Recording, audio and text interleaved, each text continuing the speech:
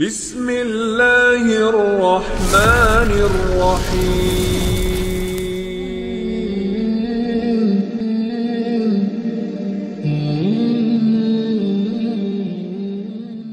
Satu tokoh besar yang merupakan tokoh madhab, dan madhabnya adalah madhab yang mayoritas di negeri kita, madhab Syafi'i, yang didirikan oleh Al-Imam Asy-Syafi'i rahimahullahu ta'ala. Namun begitu banyak orang-orang yang menasabkan kepada madhab Syafi'i, terkadang tidak kenal siapa Imam Syafi'i. Harusnya orang-orang yang menasabkan diri kepada sebuah madhab itu minimalnya dia harus kenal siapa Imam Syafi'i. Memang dalam waktu yang singkat tidak mungkin kita bisa menceritakan tentang sosok Imam Syafi'i ini, tapi minimalnya kita mengetahui secara global siapa sebenarnya sosok Imam Syafi'i rahimahullahu ta'ala ini. Ma'asyiral muslimin yang dimuliakan Allah subhanahu wa ta'ala, Imam Syafi'i ini ada kemiripan dengan beberapa imam yang lainnya. Di antaranya bahwa dia ditarbiyah oleh ibunya, karena Imam Syafi'i itu terlahir yatim, sama dengan Imam Ahmad. Dan rata-rata para imam mereka ditarbiyah oleh orang tuanya, maksudnya oleh ibunya, dan berhasil. Sehingga Imam Syafi'i rahimahullahu ta'ala menjadi imam dunia. Keyatimannya tidak menghalangi dia untuk menguasai dunia. Lah Imam Syafi'i rahimahullahu ta'ala itu berjumpa nasabnya dengan nasab Nabi pada Abdul Manaf. Jadi Abdul Manaf itu memiliki beberapa anak. Salah satunya adalah Hashim dan juga Al-Muttalib. Kalau Nabi SAW itu nasabnya sampai kepada Hashim. Tapi kalau Imam Syafi'i nasabnya sampai kepada Al-Muttalib, tapi sama-sama ketemu di Abdul Manaf. Artinya Nabi Imam Syafi'i itu masih ada kaitan dengan Ahlu Baiti Rasulillah sallallahu alaihi wasallam. Masih masuk pada keluarga Nabi sallallahu alaihi wasallam dan berjumpa di kakek buyutnya Rasul, Abdul Manaf.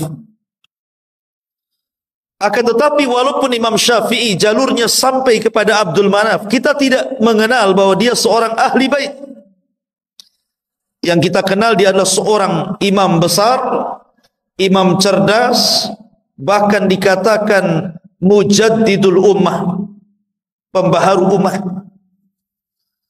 Sampai-sampai ada ulama mengatakan bahwa Allah subhanahu wa ta'ala akan membangkitkan setiap 100 tahun sekali ada orang-orang yang memperbaharui agamanya. Maka 100 tahun pertama Allah bangkitkan Umar bin Abdul Aziz, dan 100 tahun kedua Allah bangkitkan Muhammad ibnu Idris, maksudnya Imam Syafi'i rahimahullahu ta'ala. Bagaimana kisahnya? Di mana lahirnya? Bagaimana belajarnya? Bagaimana pujian ulama kepadanya? Bagaimana dia menjadi alim ulama besar? Dan bagaimana wafatnya, kemudian bagaimana tersebar madhabnya? Inilah yang kita akan bahas kurang lebih 1 jam ke depan.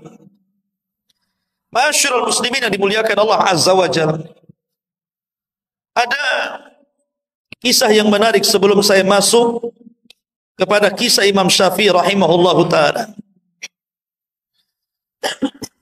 Imam Ahmad ibn Hanbal rahimahullahu ta'ala adalah orang yang sangat mengidolakan Imam Syafi'i. Jadi Imam Ahmad ibn Hanbal adalah salah satu murid dari murid-murid Imam Syafi'i. Jadi kalau kita lihat silsilah madhab itu sebenarnya murid dengan guru. Imam Malik gurunya Imam Syafi'i, Imam Syafi'i gurunya Imam Ahmad. Artinya bahwa di antara madhab-madhab fikih itu sebenarnya ada kaitan satu dengan yang lain. Masalahnya adalah ini pencetus-pencetus madhab itu tidak ada masalah dengan perselisihan mereka dengan gurunya. Yang jadi masalah adalah kita yang menasabkan dengan madhab Syafi'i, yang lainnya menasabkan dengan madhab Hambali, yang lainnya menasabkan dengan madhab Maliki. Jadi masalah gara-gara khilaf. Sampai-sampai suatu ketika ada kisah saking fanatiknya kepada madhab, sampai-sampai ada orang-orang yang berani itu membuat hadis palsu untuk memperkuat madhabnya. Seperti orang-orang yang fanatik kepada Imam Malik, Imam Darul Hijrah, kemudian merendahkan madhab yang lainnya. Mereka membuat hadis palsu dan mengatakan Nabi SAW bersabda, katanya, laula Malik lakana dinu halik. Kalau tidak ada Imam Malik, dunia agama ini akan hancur. Kalau tidak ada Imam Malik, agama ini hancur. Seolah-olah apa? Seolah-olah Nabi saja Imam Malik itu. Itu saking fanatiknya dengan Imam Malik sampai membuat hadis palsu. Bahkan Hanafi, madhab Hanafi tidak kalah, tidak mau kalah. Kalau dalam madhab Maliki mereka membuat hadis palsu, kemudian untuk dinasabkan kepada madhabnya, madhab Hanafi juga punya hadis katanya. Ketika suatu ketika ada perdebatan antara seorang Hanafi dan Syafi'i, rupanya Hanafi kalah. Dikalahkan hujahnya oleh Syafi'i, oleh orang-orang yang menasabkan kepada madhab Syafi'i. Akhirnya mereka tidak terima. Kemudian mereka membuat hadis palsu dan mengatakan, ya'ti zamanun, akan datang zaman kepada kalian. Akan datang kepada zaman, akan datang kepada kalian zaman di mana akan datang seseorang yang bernama Muhammad bin Idris, dan dia lebih bahaya dibandingkan iblis, kata. Lihat, begitu. Dicelanya Imam Syafi'i. Bahkan orang-orang yang bermadzhab Hambali juga, mereka membuat hadis palsu dan mengatakan, fawasiyati li ummati an tatahambalu. Rasul bersabda, wasiat untuk umatku adalah hendaklah bermadzhab Hambali, kata. Muncul hadis-hadis ini. Hadis-hadis maudhu, hadis-hadis palsu. Kenapa? Karena fanatik madhab. Sementara imam-imam madhab ini satu dengan yang lainnya guru dan murid. Imam Malik gurunya Imam Syafi'i, Imam Syafi'i gurunya Imam Ahmad. Kalau Abu Hanifah karena beda sendiri, dia berada di Syam, di Irak. Tetapi Imam Syafi'i rahimahullahu ta'ala berhasil mengumpulkan fikihnya Abu Hanifah dan juga fikihnya Imam Malik, kemudian menciptakan madhab yang kita kenal dengan madhab Syafi'i itu. Menggabungkan dua madrasah, madrasah ahlu athar Imam Malik dan madrasah ahlu ra'i Abu Hanifah yang ada di Irak. Karena cerdasnya Imam Syafi'i. Lah Imam Ahmad itu adalah penggemar Imam Syafi'i. Sampai-sampai Imam Ahmad itu kalau habis sholat, dia mengangkat tangannya kemudian mengatakan, Allahumma gfirli wali walidayya wali Muhammad ibni Idris. Ya Allah, ampuni dosaku, ampuni dosa kedua orang tuaku, dan ampuni dosanya Muhammad bin Idris. Siapa Muhammad bin Idris? Syafi'i. Jadi kalau antum ditanya siapa nama Imam Syafi'i, Muhammad ibnu Idris. Sampai-sampai anaknya Imam Ahmad namanya Abdullah. Karena keseringan mendengar bapaknya itu selalu memuji Imam Ahmad, selalu memuji Imam Syafi'i. Jadi dia penasaran. Kemudian dia mengatakan kepada bapaknya Imam Ahmad, "Wahai bapakku, seperti apa Imam Syafi'i itu? Kenapa engkau senantiasa memuji Imam Syafi'i? Tidak ada waktu kecuali kau puji Imam Syafi'i. Dan kau doakan Imam Syafi'i sampai 40 tahun. Kau doakan dalam solatnya untuk Imam Syafi'i." Siapa emangnya dia? Karena putranya tidak tahu. Maka Imam Ahmad mengatakan, "Ya bunai, inna Syafi'i kasyamsi lid dunya wa kal afiyati lil jasadi." Wahai anakku, tahukah kamu Imam Syafi'i siapa? Imam Syafi'i itu seperti matahari untuk bumi ini dan seperti kesehatan bagi orang-orang yang perlu kesehatan pada badannya. Jadi manusia berhajat kepada matahari dan berhajat kepada kesehatan. Artinya manusia sangat berhajat kepada Imam Syafi'i. Bayangkan Imam Ahmad loh 40 tahun berdoa kepada Imam Syafi'i agar Allah mengampuni dosanya. Pertanyaannya, pernah nggak antum mendoakan guru-guru antum itu? Jangan-jangan antum sendiri tidak pernah didoakan, apalagi doain orang. Orang tua antum aja nggak pernah didoakan gitu. Harusnya kita doakan guru-guru kita dalam setiap sholat kita, dalam setiap doa kita, karena itu menunjukkan ketakwaan seseorang menghormati guru-gurunya. Karena bagaimanapun guru-guru itu sudah berjasa kepada anda. Minimalnya telah memberikan keterangan dan hidayah untuk menjelaskan mana yang baik dan mana yang buruk. Dan itu tidak bernilai harganya. Ma'asyiral muslimin yang dimuliakan Allah Azza wa Jalla. Bahkan dikatakan oleh Ibnu Katsir rahimahullahu ta'ala, jadi Imam Syafi'i itu bukan hanya satu ulama, Imam Ahmad saja yang memujinya, tapi banyak para ulama memuji Imam Syafi'i. Sampai-sampai dikatakan oleh Abdurrahman ibn Mahdi. Abdurrahman ibn Mahdi dia seorang ulama besar yang ada di Baghdad, Irak. Dialah yang meminta kepada Imam Syafi'i untuk menulis sebuah kitab. Namanya Kitab Usulul Fiqh. Dan itulah kitab pertama di dunia yang dikarang oleh Imam Syafi'i.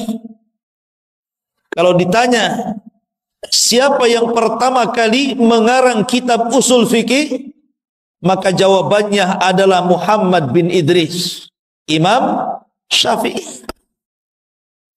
Bayangkan, makanya dikatakan mujaddid. Karena seseorang tidak akan paham fikih kalau dia tidak belajar usulnya. Makanya ulama mengatakan man harumal usul harumal wusul. Siapa yang diharamkan tidak paham dengan usul, maka tidak akan sampai ke tujuan, kata ulama. Karena orang bisa mengambil istinbat hukum dari Quran dan Sunnah itu karena paham usul fikih. Dan tidak ada yang meletakkan usul fikih pertama kali kecuali Imam Syafi'i. Atas siapa? Atas permintaan Abdurrahman ibnu Mahdi, seorang alim ulama Baghdad. Jadi Abdurrahman ibn Mahdi ini mengirim surat. Ketika itu Imam Syafi'i berada di Mekah, agar menuliskan untuk dia satu risalah berbentuk usul fikih. Maka ditulis oleh Imam Syafi'i itu bagaimana caranya pengambilan istinbat hukum dari Quran dan Sunnah untuk masalah fikih. Kemudian setelah selesai, kitabnya disebut Ar-Risalah. Kemudian dihantar ke Baghdad. Ketika buku itu sampai di Baghdad, semua ulama-ulama Baghdad takjub dengan buku itu. Memuji Imam Syafi'i. Kenapa? Karena belum pernah ada ulama yang mengarang buku seperti itu. Mencerdaskan orang. Sehingga orang memudahkan untuk istinbat hukum dari Quran dan Sunnah dalam masalah fikih. Makanya dia dikatakan pembaharu umat karena dia yang pertama kali meletakkan ilmu usul fikih. Imam Syafi'i.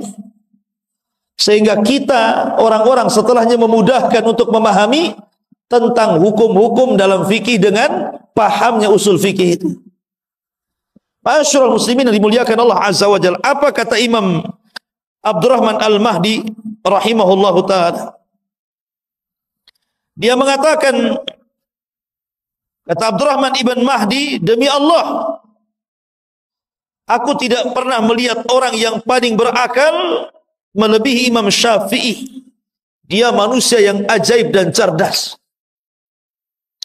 Ma'asyiral muslimin yang dimuliakan Allah Azza wa Jalla, dan banyak lagi pujian nanti kita akhirkan. Kita masuk pada sejarah pertama. Di mana Imam Syafi'i dilahirkan? Imam Syafi'i dilahirkan, ada yang mengatakan di Gaza. Kita kenal ada namanya jalur Gaza. Di mana? Palestina. Ada yang mengatakan dia dilahirkan di Asqalan. Makanya ada ulama namanya Al-Hafidh Ibnu Hajar Al-Asqalani. Asqalan. Di mana Asqalan? Masih di Palestina. Jadi ada yang mengatakan di Gaza, ada yang mengatakan di Asqalan. Intinya Palestina. Jadi Imam Syafi'i dilahirkan di mana? Di Palestina. Lahir pada tahun 150 Hijriah. Dan wafat pada tahun 204 Hijriah. Berarti berapa usia Imam Syafi'i? 53 kan? Kurang lebih 53 ya. Dia lahir tahun 150 Hijriah. Wafat tahun 204 Hijriah. Siapa yang bisa ngitung? 80? 54? 54 tahun. Ya, kurang lebih 54 tahun. Artinya waktunya muda kan, 54 tahun kan masih muda tuh. Karena usia umat Nabi SAW berapa? Berkisar 60 tahun sampai 70 tahun saja kan. Artinya Imam Syafi'i itu masih muda meninggal itu. Tapi karyanya luar biasa. Bahkan pemikiran madhabnya sampai mempengaruhi seantero dunia, sampai ke negeri kita. Negeri kita ini mayoritas Syafi'i. Bayangkan usia yang sangat muda, tapi madhabnya bisa menyebar ke seantero dunia. Lah kebetulan di tahun kelahiran Imam Syafi'i itu adalah hari wafatnya Abu Hanifah. Jadi Abu Hanifah itu wafat pada tahun 150 Hijriah, tepat dengan lahirnya Imam Syafi'i di tahun 150 Hijriah. Jadi Abu Hanifah wafat, lahir Imam Syafi'i. Seolah-olah Allah Subhanahu wa taala ingin menggantikan dengan wafatnya Abu Hanifah, lahirnya imam yang menggantikan Abu Hanifah. Imam Syafi'i Muhammad ibn Idris rahimahullahu taala. Nah, ketika usia Imam Syafi'i ini 2 tahun, meninggal ayahnya. Masih muda ayahnya sudah meninggal. Akhirnya kemudian ibundanya membawa Imam Syafi'i yang ketika itu usianya 2 tahun dari Palestina dibawa ke Mekah. Kemudian ditarbiyah oleh ibunya.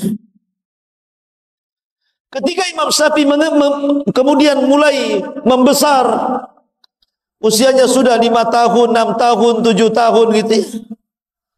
Maka Imam Syafi'i itu dihantar sama ibunya untuk belajar Al-Quran, belajar menulis, belajar tajwid dengan ulama yang ada di Masjidil Haram. Jadi mungkin kalau istilah orang sekarang ngaji TPQ lah ya. Jadi di zaman itu ada TPQ juga. Masalahnya TPQ juga bayar kan sama gurunya. Imam Syafi'i ini tidak punya uang karena memang miskin dia. Dia tidak bisa bayar sehingga dia malu. Akhirnya dia pun mengatakan kepada ibunya, saya ingin nggak akan belajar sampai ibu bayar dulu tuh SPP-nya, itu bahasanya gitu. Tapi ibunya mengatakan gini saja, wahai Syafi'i, aku berikan kau solusi. Biar kamu tetap belajar karena ibu tidak sanggup membiayai kamu. Sudah gini saja, kalau ada syekh sedang ngajari anak orang kaya, kamu pura-pura duduk dekat dia, jangan ketahuan gurumu. Nanti apa yang diajarkan kau tangkap, kau hafal. Jadi kalau saya lagi ngajar anak-anak, nanti antum di situ duduk pura-pura dengerin gitu. Kata ibunya, apapun yang dikatakan gurunya kepada anak orang kaya itu, kau tangkap, kau hafal, kata. Betul, dia nurut dengan ibunya. Subhanallah, berikan kecerdasan kepada Imam Syafi'i. Apapun yang dikatakan gurunya langsung hafal. Sampai-sampai di usia 7 tahun sudah hafal Quran. Di usia 7 tahun sudah hafal mutun-mutun. Dan dia memiliki suara yang sangat indah. Sampai-sampai gurunya itu, apabila tidak hadir mengajar anak-anak, Imam Syafi'i yang menggantikan padahal masih kecil. Sini kamu gantikan saya ngajar, katanya. Bayangkan. Karena cerdasnya.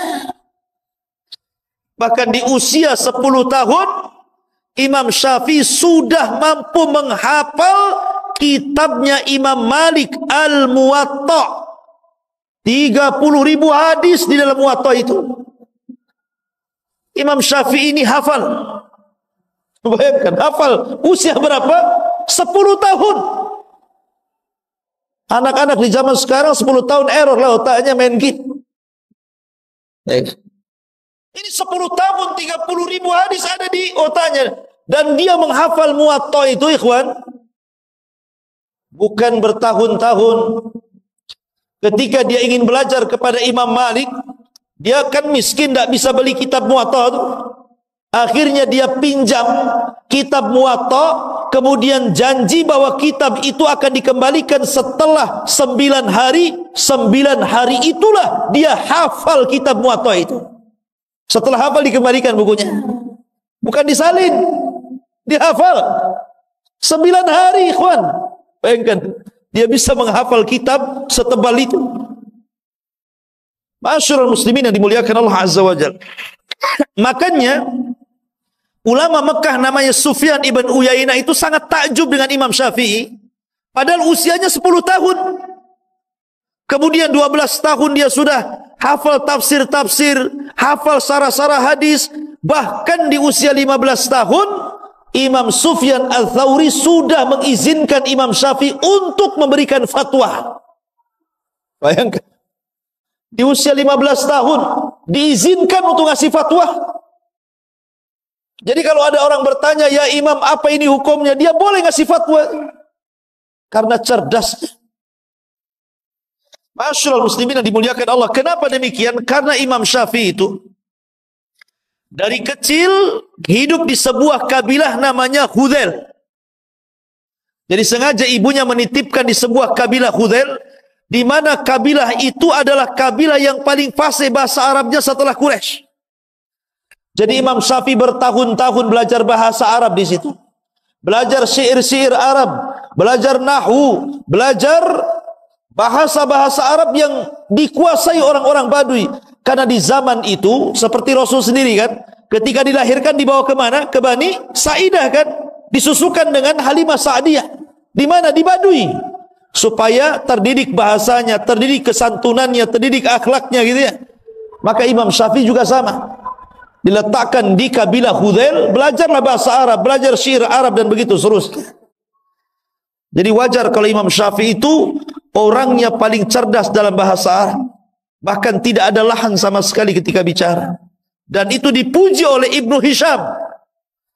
Ibnu Hisham itu tokoh ulama pengarang kitab sirah. Ketika dia dari Mesir berjumpa dengan Imam Syafi'i, kemudian diskusi, dia sangat kaget dan mengatakan, demi Allah, aku tidak mengira Allah menciptakan orang kaya dia, katanya. Saking fasihnya bahasa Arab Imam Syafi'i itu. Masyaallah muslimin yang dimuliakan Allah Azza wa Jalla, wajar. Karena Imam Syafi'i itu punya ibu yang sangat cerdas. Sedikit saya ceritakan ibunya nih. Jadi suatu ketika ibunya ini bermasalah. Akhirnya dia dipanggil ke pengadilan jadi saksi. Ketika itu hakim meminta 2 saksi perempuan, yang satunya adalah ibunya Imam Syafi'i. Kemudian setelah yang satu bersaksi, hakim meminta agar saksi yang pertama diletakkan di ruangan ini, kemudian saksi yang kedua diletakkan di ruangan itu, supaya jangan nanti saling berbisik satu dengan yang lainnya. Kata ibunya Imam Syafi'i, apa yang kau lakukan wahai hakim ini salah, bertentangan dengan Quran. Satukan kami sekamar dengan dia, kami kan sama-sama saksi. Karena Allah berfirman dalam ayat dain, dalam ayat hutang, wa tudzakkira ihdahumal ukhra, hendaklah yang satu mengingatkan yang lainnya. Jadi kalau aku lupa, dia ingatkan aku. Kalau dia lupa, aku ingatkan dia. Kenapa dipisah katanya? Katanya Al-Hafidh Ibnu Hajar, lihat, ibunya Imam Syafi'i saja cerdas mengambil istinbat sebuah hukum, ya wajar anaknya cerdas. Karena ibunya cerdas memang Imam Syafi'i itu. Makanya nurun kecerdasannya kepada anak itu. Makanya antum yang muda-muda itu kalau cari istri yang cerdas, jangan yang bego ya. Nanti anaknya bebel pula. Ya. Ma'asyiral muslimin yang dimuliakan Allah Azza wa Jalla. Intinya bahwa Imam Syafi'i di usia 7 tahun sudah hafal Quran.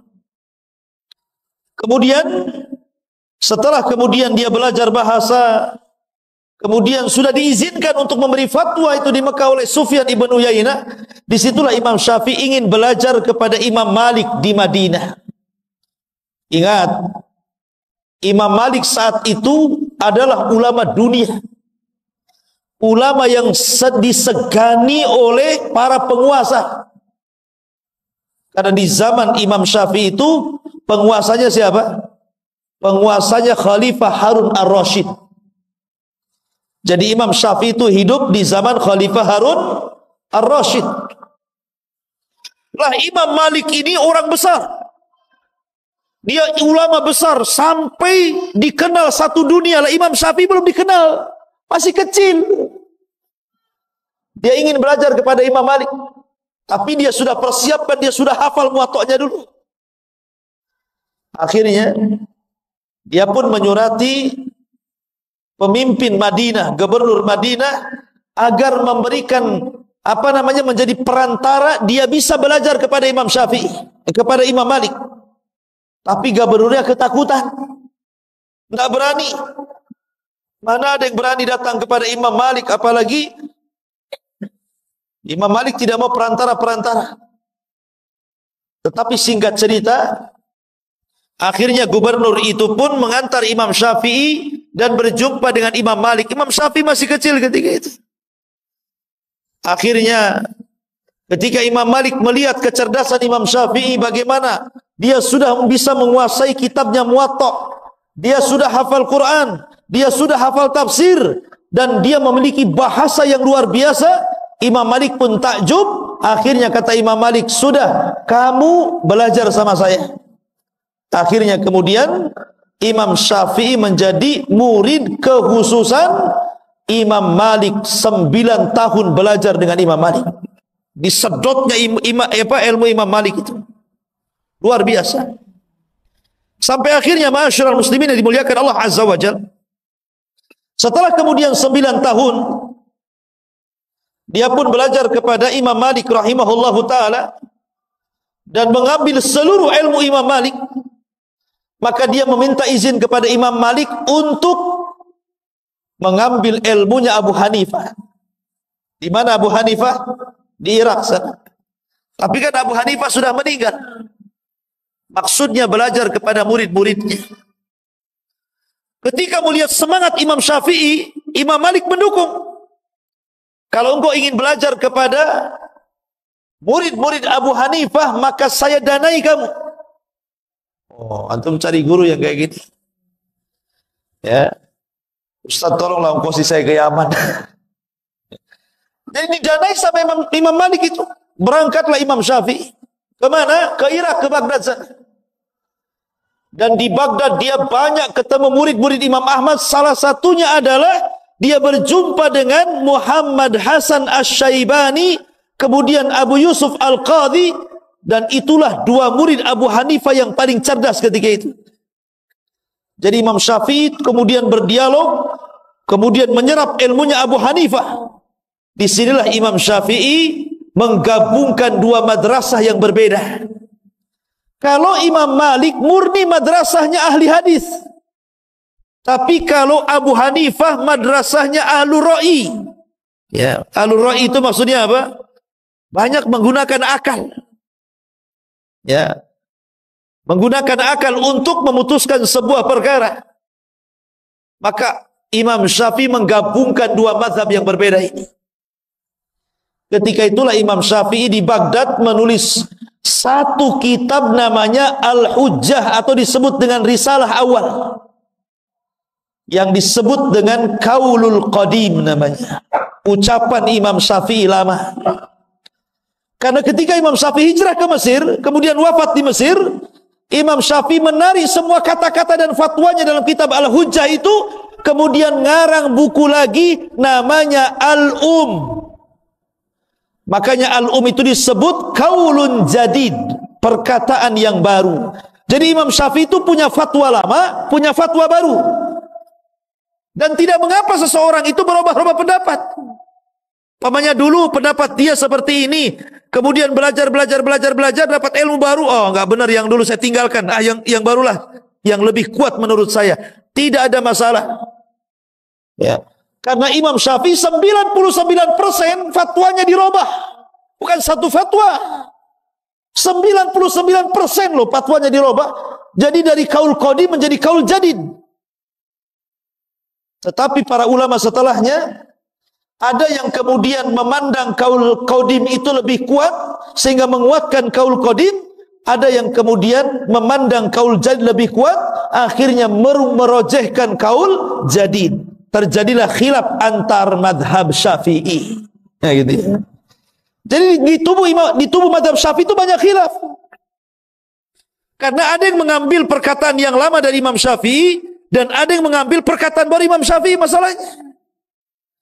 Tapi begitulah Imam Syafi'i. Orang yang paling cerdas luar biasa. Jadi ketika Imam Syafi'i kemudian ke Baghdad, kemudian menyerap ilmunya orang-orang Baghdad dan mampu menguasai fikihnya Hanafi, kemudian dia akhirnya pulang lagi ke Mekah, ke Madinah. Ketika itulah kemudian dia ingin berangkat ke Yaman. Lihat para ulama ini. Mereka kalau belajar itu rihlah, berjalan ke sana kemari. Tapi bukan jalan-jalan. Betul-betul menuntut ilmu. Berangkatlah Imam Syafi'i ke Yaman. Di Yaman inilah Imam Syafi'i akhirnya belajar kepada orang-orang yang pakar-pakar firaq. Bahkan pernah belajar Syiah supaya membantah Syiah, bukan untuk belajar Syiah. Dia belajar Syiah itu untuk dibantah. Karena ada orang-orang Syiah yang mengatakan Syafi'i itu Syiah katanya. Enggak. Imam Syafi'i itu ahli sunnah. Lah, ketika kemudian di Yaman inilah Imam Syafi'i mempelajari banyak hal. Salah satu yang dipelajari adalah ilmu firasah. Firasat, ilmu firasat. Jadi kalau melihat orang itu, gelagatnya tahu ini orang baik atau orang jahat. Di dunia ini, sampai-sampai dikatakan yang mampu mempelajari ilmu firasat cuma dua saja. Pertama Khalil Ibn Ibrahim, dan yang kedua Imam Syafi'i Muhammad bin Idris. Dia mempelajari ilmu firasat. Ya, nengok orang saja udah tahu nih. Banyak utang nih guys. Jadi luar biasa itu. Bukan meramal, itu ada ilmunya itu. Tapi tidak semua orang bisa kan gitu ya. Memang Imam Syafi'i membidangi itu. Karena kekuatan hafalan, kekuatan akal, kecerdasannya itu loh. Sehingga dia mampu menguasai ilmu firasat itu. Tapi Allah takdirkan ikhwan, di Yaman ini dia terkena fitnah. Di mana Imam Syafi'i difitnah oleh gubernur yang ada di Yaman. Bahwa dia hendak memberontak kepada Khalifah Harun ar-Rasyid. Karena hasadnya. Para ulama-ulama sesat melaporkan kepada penguasa Yaman. Kemudian akhirnya Imam Syafi'i ditangkap. Dengan beberapa ulama yang lainnya. Kemudian dibawa ke Baghdad. Dihadapkan kepada Khalifah Harun ar-Rasyid. Subhanallah. Teman-temannya mati dipenggal. Ketika giliran Imam Syafi'i ini, wahai Syafi'i, Anda masuk sini. Kemudian khalifah bertanya, betul kau akan memberontak kepada diriku? Maka Imam Syafi'i menjelaskan bahwa tuduhan itu tidak benar. Ya kan, Imam Syafi'i harus masuk penjara dan disiksa di penjara. Tapi kemudian setelah mendengarkan dialog dan mengatakan, tidak mungkin aku memberontak kepadamu wahai khalifah. Kemudian dia mengatakan bahwa diriku ini hafal Quran, hafal tafsir, hafal hadis, hafal mutun, disebutkan penguasaan dia tentang ilmu agama. Lah, Harun ar-Rasyid ini ulama juga walaupun dia khalifah. Karena Harun ar-Rasyid itu belajar kepada Imam Zuhri, belajar kepada ulama-ulama yang lain, sehingga Harun ar-Rasyid itu mengumpulkan dua keutamaan. Pertama khalifah, yang kedua ulama. Akhirnya kemudian ditanyalah Imam Syafi'i, apa pengetahuanmu tentang Quran, tentang hadis, tentang ini, tentang itu? Dijawab semuanya, termasuk tentang nasab. Imam Syafi'i paling tahu. Ya. Lah ketika itulah maka Imam Syafi'i, lah ketika persidangan itu ada Muhammad Hasan Asy-Syaibani yang suka diajak berdebat dengan Imam Syafi'i dan diambil ilmunya. Kemudian Imam Syafi'i menunjuk, sesungguhnya yang tahu diriku adalah dia, maksudnya Muhammad Hasan Asy-Syaibani. Kemudian Muhammad Hasan Asy-Syaibani mengatakan kepada khalifah, ya, saya tidak yakin kalau tuduhan itu ada pada orang itu, maksudnya Imam Syafi'i. Akhirnya khalifah Harun ar-Rasyid melepaskan Imam Syafi'i. Jadi ulama itu ada saja ujiannya, ikhwan. Masuk penjara, dipanggil khalifah, kemudian diancam untuk dibunuh, ya. Itulah para ulama. Ma'asyiral muslimin yang dimuliakan Allah Azza wa Jalla. Kemudian setelah Imam Syafi'i, beliau ke Yaman dan belajar berbagai macam ilmu.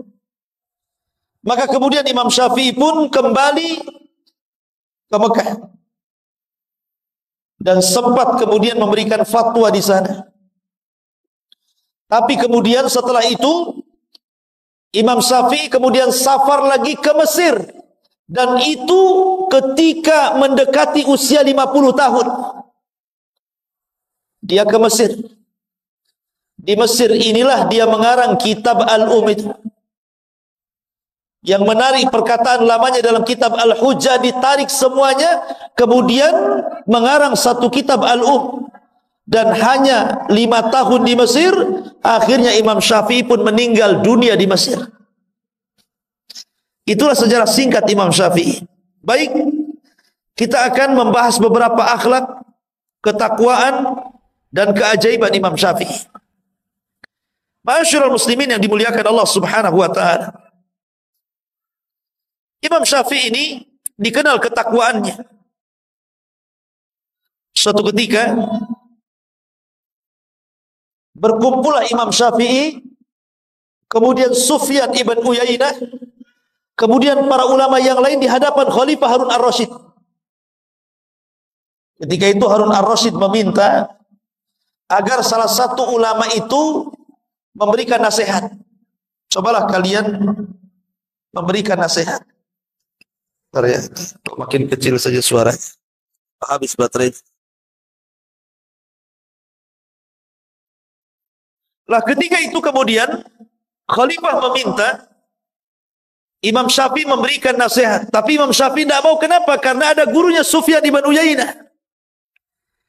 Kata Sufyan ibn Uyainah, yang lain saja. Begitulah ulama, kalau disuruh itu melempar-lempar juga ya. Kamu saja, kamu saja. Sampai-sampai ada cerita, ini ada ustad-ustad di Jawa ini. Ditanya, Pak Ustad, ini hukumnya apa? Kata Ustad ini ikiai, kata. Tahu ikiai? Ini saja. Yang satunya ikiai, kata. Terakhir jawab, oh itu kiai, kata. Itulah nama kiai itu diambil dari ikiai itu. Bukan gitu. Ma'asyiral muslimin, enggak, ini canda. Jadi akhirnya kemudian karena tidak ada yang yang berbicara untuk memberikan nasihat, akhirnya Harun ar-Rasyid dia yang kemudian memberikan nasihat. Kemudian dia bacakan ayat-ayat Kemudian dia bacakan hadis-hadis Nabi SAW dan perkataan para sahabat Rasul. Subhanallah, Imam Syafi'i ini dikenal kalau dinasihati dia menangis kemudian pingsan. Jadi kalau dia mendapatkan nasihat yang menyentuh itu, langsung menangis kemudian pingsan. Sampai-sampai ketika Harun ar-Rasyid kemudian memberikan nasihat, tahu-tahu Imam Syafi'i nangis kemudian pingsan, langsung berhenti dia. Dan orang-orang mengatakan, apakah dia mati katanya? Apakah dia mati katanya kan? Rupanya dia hanya pingsan saja. Sampai seperti itu orang mendengar nasihat nangis kemudian pingsan. Ini kalau tidak bersumber dari hati yang ikhlas tidak mungkin seperti itu. Kemudian kisah yang kedua, suatu ketika Imam Syafi'i ini sakit.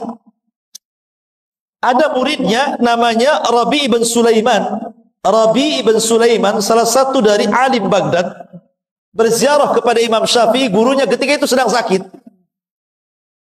Ketika sampai saja di rumah Imam Syafi'i lagi terbaring itu lemas. Akhirnya kemudian kata Rabi' ibn Sulaiman, dia pun mendoakan Imam Syafi'i dan mengatakan, "Qawwallahu dha'faka ya Imam. Qawwallahu dha'faka ya Imam." Kalimat qawwallahu dha'faka ya Imam itu memiliki dua makna. Makna yang pertama, qawwa itu artinya semoga Allah menguatkan kelemahanmu hai Imam, maknanya dihilangkan penyakitnya. Tapi makna yang kedua, maksudnya menguatkan kelemahannya sehingga makin lemah lagi, kan begitu ya? Kalimat itu kan ada dua makna ya, semoga Allah menguatkan kelemahanmu. Ini bisa diartikan maksudnya lemahnya itu supaya lebih lemah lagi, ataukah supaya lemahnya dihilangkan, kan begitu ya? Kalimat itu kan. Jadi Imam Syafi'i tersenyumlah. Kamu mengatakan qawallahu dha'fi idzan qatalani. Kalau engkau mengucapkan seperti itu sama aja kau bunuh aku katanya. Jangan itu. Karena apa? Imam Syafi'i guyon sebenarnya. Dia paham tidak mungkinlah Rabi' bin Sulaiman itu maksudnya kalimat qawallahu dha'fak itu supaya ditambah kelemahannya Imam Syafi'i gurunya. Tapi karena ada dua kalimat, ada satu kalimat memiliki dua makna, Imam Syafi'i masih bercanda ketika sakit itu. Idzan qatalani, kalau kau ngomong begitu kau hendak membunuhku ya, supaya kelemahanku bertambah. Tapi Imam Syafi'i mengatakan tidak. Ya, saya yakin dengan dirimu wahai Rabi, sekalipun engkau mencelaku, kata Imam Syafi'i, lau sabbabtani la alimtu anta la taqsuduni. Sekalipun kau mencelaku, saya yakin kau tidak bermaksud untuk mencela kepada aku. Begitu. Lihat bagaimana husnudzonnya. Husnudzonnya kepada manusia. Kalau ada yang mencela dirinya, oh itu mungkin karena lagi marah. Kalau ada yang menghina kita, oh mungkin dia lagi ada masalah. Oh, dikasih udzur gitu. Itulah Imam Syafi'i. Kalau kita enggak, ada orang mandang kita, langsung kita ini sewot. Ngapain pandang-pandang? Padahal nggak ngomong. Baru pandangan saja sudah sewot. Apa kau katanya? Oh, bahasa Medan pula keluar. Ya. Ma'asyiral muslimin yang dimuliakan Allah Azza wa Jalla. Kemudian yang ketiga, kisah perdebatan antara Yunus As-Sadafi dengan Imam Syafi'i. Ini guru murid sebenarnya ini. Biasa orang dulu itu murid berdebat dengan gurunya.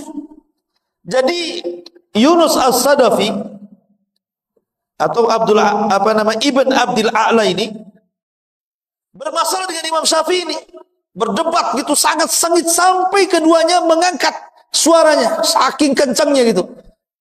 Akhirnya marah ini Yunus ini, keluar dari majelis Imam Syafi'i, kemudian kabur dari ke masjid dan masuk ke rumahnya. Tapi Imam Syafi'i ini walaupun harus berbeda pandangan, bukan berarti bermusuhan. Keluar dari masjid, dicarinya rumah Yunus As-Sadafi itu. Kemudian setelah sampai di rumahnya, kemudian dia mengatakan dan mengambil tangannya dan mengatakan, ya Yunus, la yastaqimu an takuna ikhwanan wa illam nattafiq fi mas'alatin. Wahai Yunus, sebaiknya kita jadi kawan sajalah. Walaupun kita tidak sepakat dalam masalah yang satu ini, tapi kan kesamaan kita banyak. Ya gitu ya. Ini lihat, Imam Syafi'i mencontohkan bagaimana sikap orang berdebat itu. Orang sekarang kalau berdebat kalah, musuhan tuh. Ya, malas saya berdebat dengan dia. Nah, gitu. Sudah tidak ada kawan lagi. Bahkan kalau sampai berdebat itu sampai membidah-bidahkan tuh. Itu ahli bid'ah itu. Itu hizbi itu. Itu hati-hati itu. Ya, itu jangan ke situ tuh. Sampai seperti itu. Kadang-kadang sesama orang ngaji itu berdebat seperti itu kan. Gara-gara ngaji sama ustaz ini nggak boleh ngaji sama ustaz itu katanya. Ya, segitu piciknya otak itu. Imam Syafi'i loh ya, yang ngalah datang ke muridnya, sudahlah kita berkawan saja walaupun beda masalah. Kan enak itu kalau ngomong begitu. Masyaallah muslimin yang dimuliakan Allah Azza wa Jalla. Kemudian juga kisah yang lainnya. Tapi kisah ini ada yang mengatakan lemah, dilemahkan para ulama, tapi nggak apa-apa kita kisahkan.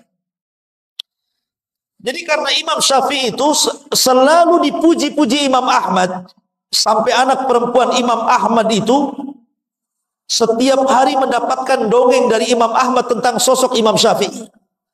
Jadi hayalannya itu akhirnya pengen ketemu. Kok bapakku ini selalu memuji Imam Syafi'i. Akhirnya terhayalkan, kapan jumpa dengan Imam Syafi'i, kapan jumpa dengan Imam Syafi'i.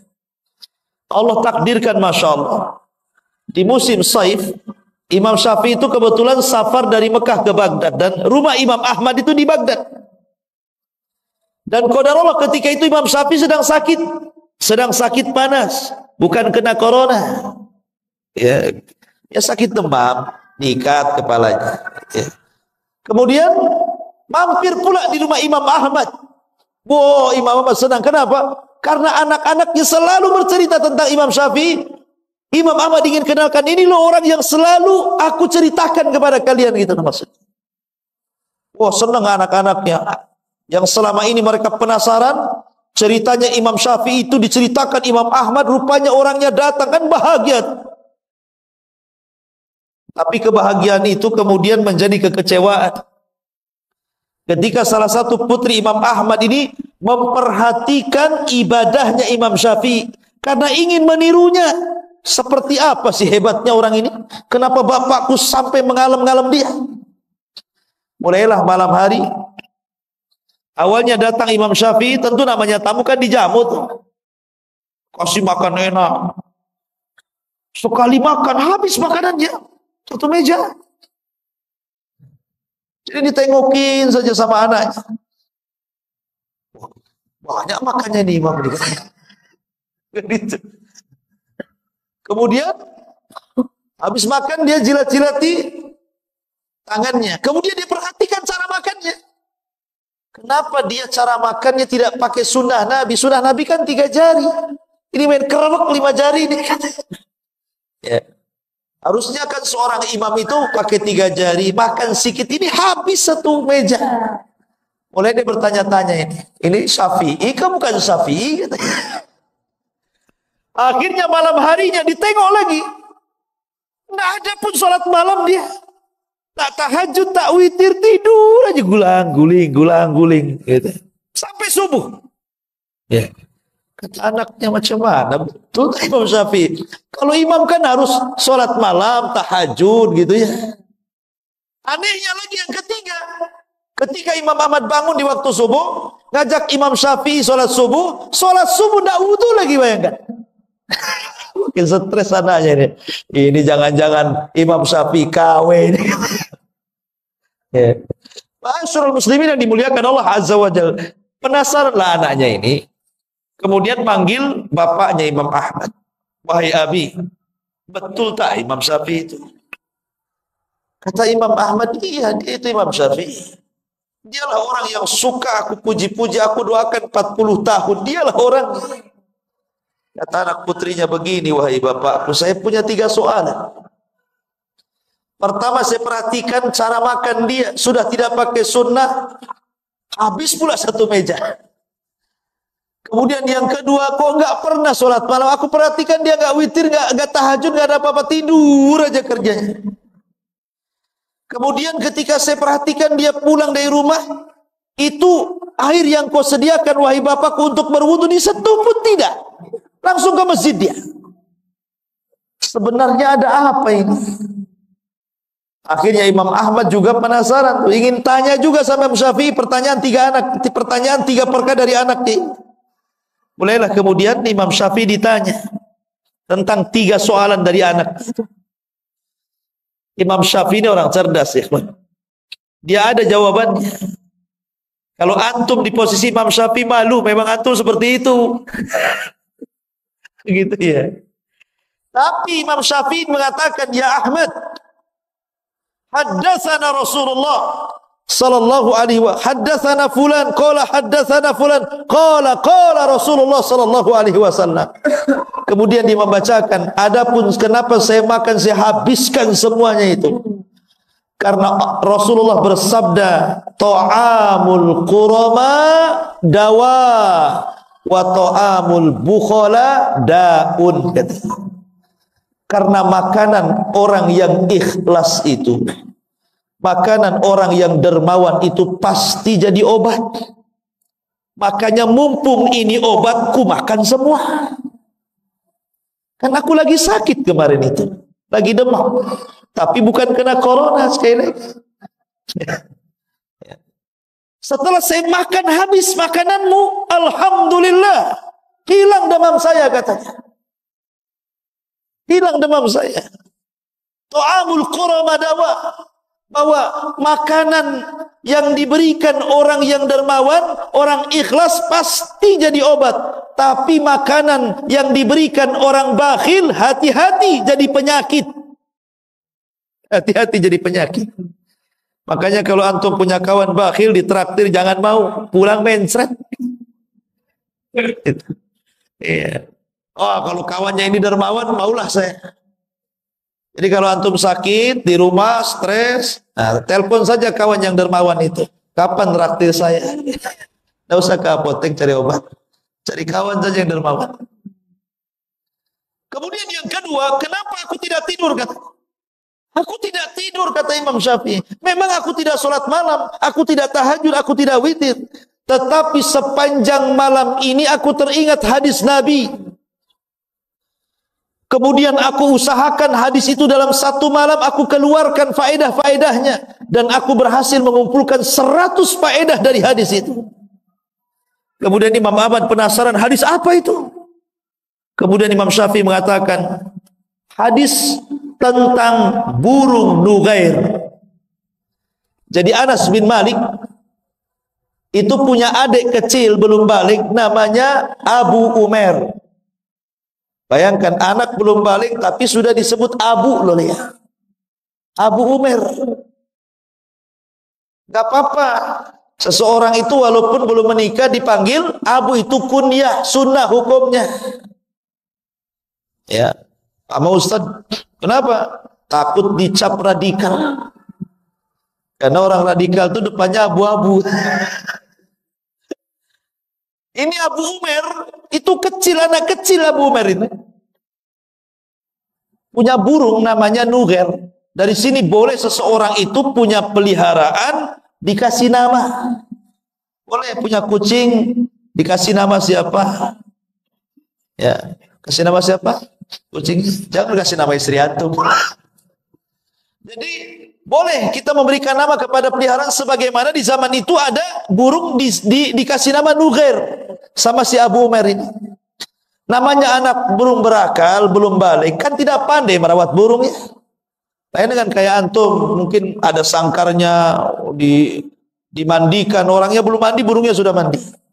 Orangnya belum makan, burungnya sudah makan. Ya. Karena anak kecil yang melihara burung mungkin tak keinjak, tak kecekik, matilah burung ini. Nangis Abu Umair ini, namanya anak-anak.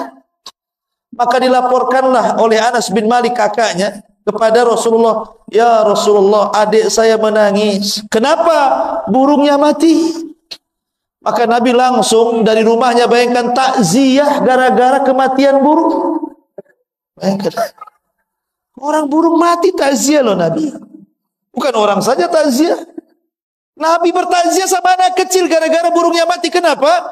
Karena tahu Nabi itu bagaimana rasanya anak kecil pecah hatinya itu sama dengan orang dewasa ketika ditinggal oleh pacarnya. Hatinya sakit, anak kecil itu sakit loh kalau mainannya hilang kan. Ya. Makanya Rasul takziah, kasihan. Nah, itu makanya amalan yang paling tinggi itu jabrul qalbi, ikhwan. Berusaha menenangkan hati orang. Jangan membuat orang itu sedih. Sururun tudkhiluhu ala qalbi muslim, kebahagiaan yang kau masukkan kepada hati seorang muslim. Akhirnya kemudian kata Imam Syafi'i kepada Imam Ahmad, aku perhatikan hadis itu semalam suntuk dan aku berhasil mengeluarkan 100 faedah dari hadis itu. Jadi aku nggak tidur, aku mikir hadis itu saja. Kata Imam Ahmad, coba sebutkan apa faedahnya? Disebutkan 1, 2, 3 sampai 100. Subhanallah, kata Imam Ahmad, aku belum pernah mendapatkan faedah sebaik ini. Adapun aku subuh tidak wudu, bukan berarti aku tidak berwudu karena aku belum batal dari wudu isya. Makanya aku gunakan untuk sholat subuh. Kan dia nggak tidur. Tuh, ini kalau ulama ada jawabannya. Kalau antum malu besok nggak mau lagi ke situ, ya kan? Tetapi ikhwan, kisah ini dikritik para ulama. Kisah ini nggak benar. Bahkan hadis tadi juga tentang masalah makanan orang-orang yang ikhlas dan juga orang-orang dermawan itu obat. Hadisnya maudhu. Sebagaimana dikatakan Imam Zahabi rahimahullahu taala. Tapi kisah ini masyhur masalahnya. Kisah ini masyhur di masyarakat tentang Imam Ahmad Imam Syafi'i yang bertamu kepada Imam Ahmad ini. Makanya harus disebutkan tentang derajat. Baik. Masyarul muslimin yang dimuliakan Allah Subhanahu wa taala. Kemudian suatu ketika Imam Syafi'i ini pulang dari Baghdad. Karena dia tidak mau mengganggu Imam Malik yang sedang mengajar. Karena pasti kalau dia tahu dirinya datang, pasti akan berhenti belajar, pasti akan menyalami dan memeluknya, dan nanti masalah ini orang belajar ini terganggu. Dia tidak mau mengganggu orang yang sedang belajar. Sehingga Imam Syafi'i supaya tidak ketahuan oleh Imam Malik kedatangannya, dia pun diselendangkan mukanya, jadi hanya nampak matanya saja. Kemudian berbaur dengan murid-muridnya yang masuk kepada halaqahnya Imam Malik. Lah Imam Syafi'i pun duduk di halaqah itu, nggak tahu Imam Malik kalau di situ ada Imam Syafi'i muridnya itu. Dan Imam Syafi'i pun tidak mau ngasih tahu karena takut mengganggu orang yang sedang belajar. Rupanya ketika Imam Malik sedang mengajar, kemudian dia ditanya sebuah persoalan, tidak bisa jawab. Akhirnya dilemparkan ke murid-muridnya, siapa di antara kalian yang bisa menjawab pertanyaan muskilah ini? Semua diam, tidak ada yang bisa menjawab. Kata Imam Syafi'i kepada orang sebelahnya, jawab, begini loh jawabannya. Wes. Akhirnya berdiri, saya Imam Malik. Kata Imam Malik, fadhal. Dia jawab, benar. Imam Malik heran, kenapa dia bisa tahu? Ya. Kau berdiri. Ya. Bagaimana kau bisa tahu? Kata orang ini, nih sebelah kan. Ini sebelah yang ngasih tahu kan ya. Imam Syafi'i subhanallah, dia berusaha untuk jangan sampai tahu. Akhirnya dibuka juga, tahu juga Imam Malik dan Imam Syafi'i. Subhanallah ikhwan. Begitulah para ulama ya. Kadang ada waktu-waktu seperti ini kondisinya. Masyarul muslimin yang dimuliakan Allah Subhanahu wa taala. Kemudian juga dijelaskan beberapa kisah juga tentang Imam Syafi'i. Bahwa suatu ketika Imam Syafi'i rahimahullahu taala dia melewati, jadi kalau dia punya guru namanya Imam Waqi'. Imam Waqi' itu gurunya Imam Syafi'i. Ini rumah Imam Syafi'i. Ini pasar, ini rumahnya Imam Waqi'. Jadi kalau seandainya Imam Syafi'i kemudian mencari ilmu kepada Imam Waqi' itu harus berjalan persis di depan pasar. Sehingga akhirnya mengurangi hafalannya. Dia pun mengadu kepada Imam Waqi dan mengatakan, syakautu ila Waqi su'a hifdin fa arsyadani bi antarkil ma'asi wa'lam bi annal ilma nurun wa nurullah la yuhda lil asi. Aku mengadu kepada Imam Waqi tentang buruknya hafalan. Maka Waqi pun memberikan nasihat agar aku meninggalkan maksiat. Ketahuilah bahwa ilmu itu cahaya, dan cahaya Allah tidak mungkin menembus hati orang yang bermaksiat. Ketika dia mendengar wejangan Imam Waqi ini, dia berpikir, maksiat apa yang aku sudah lakukan ini? Kenapa hafalanku makin berkurang, makin berkurang? Padahal sudah kucoba. Jadi dia berpikir gitu kan.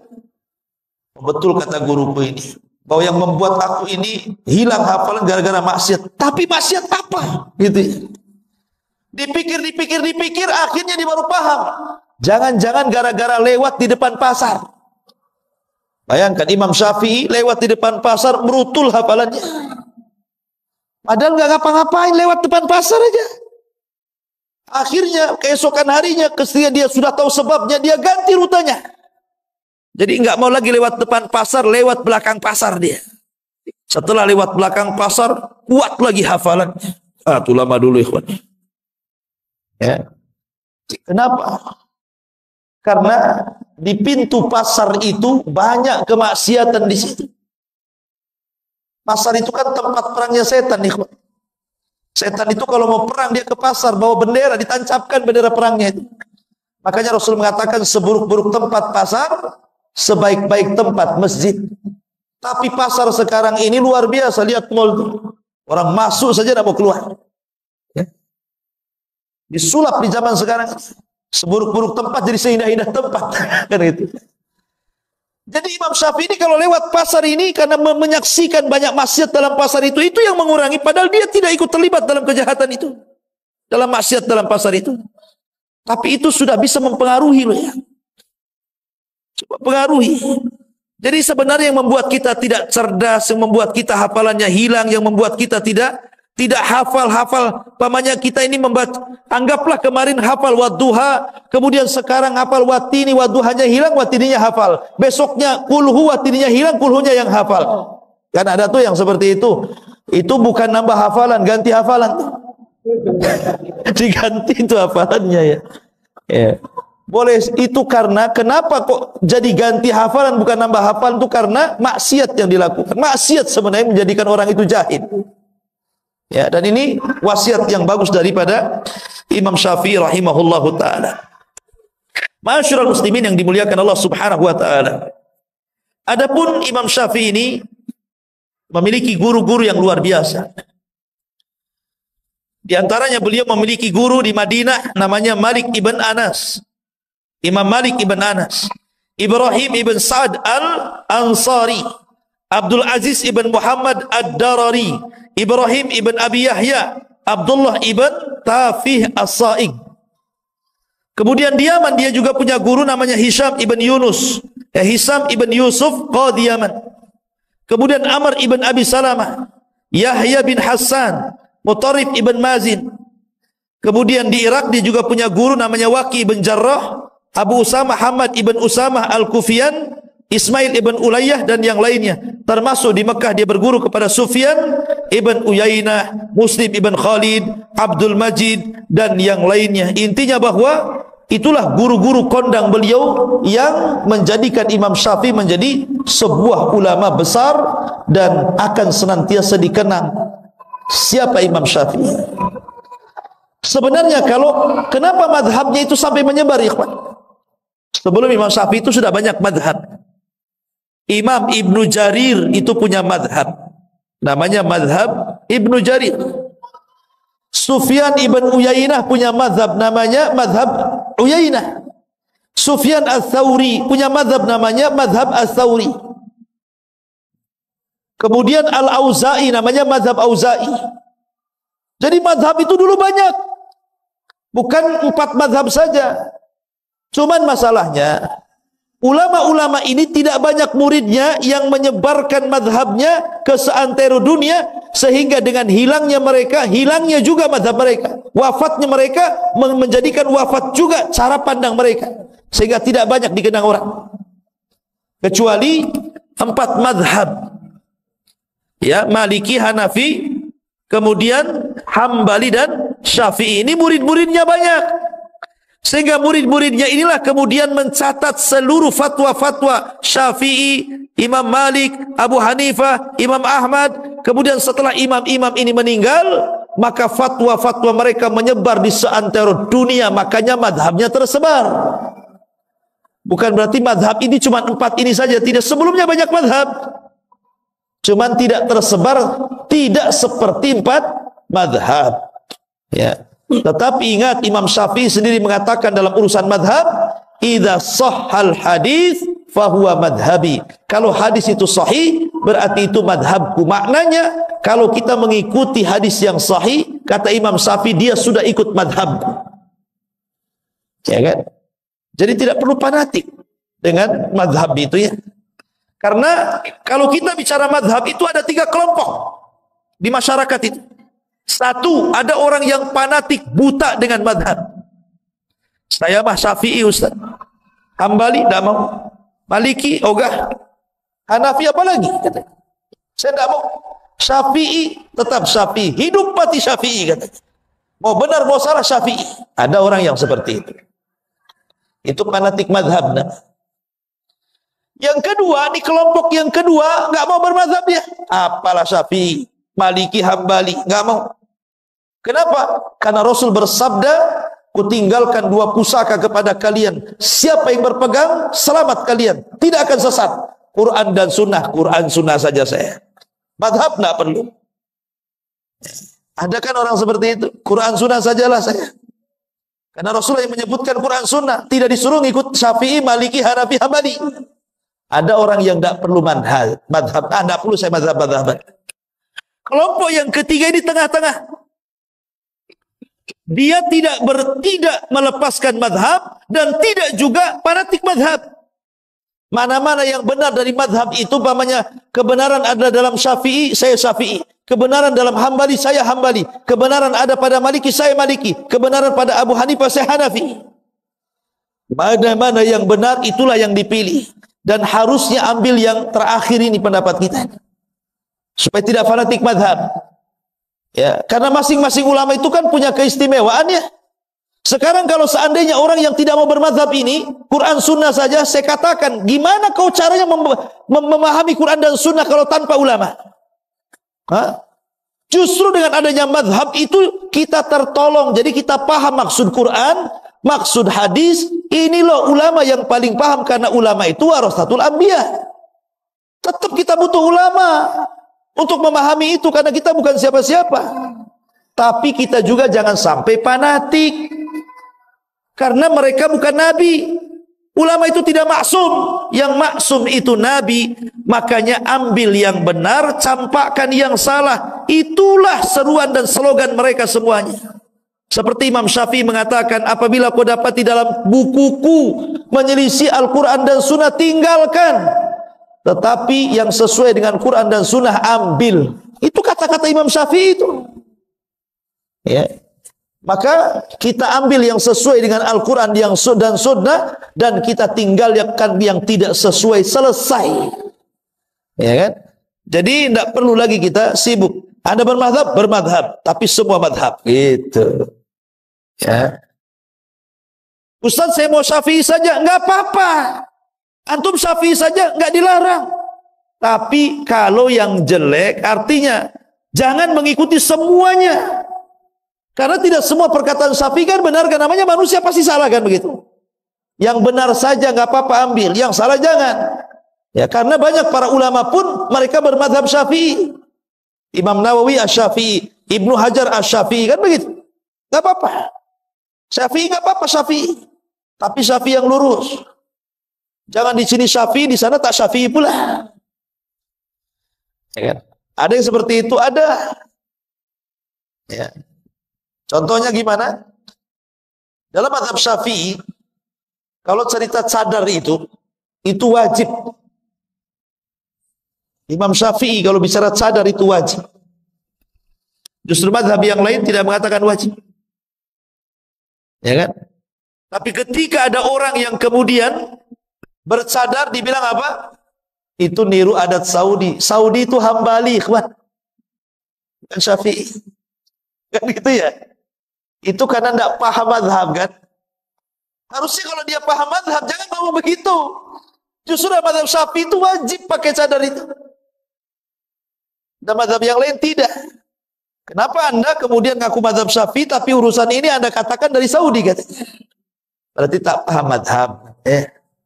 Itulah pentingnya seseorang itu mempelajari fikih sesuai dengan mazhab supaya tidak fanatik.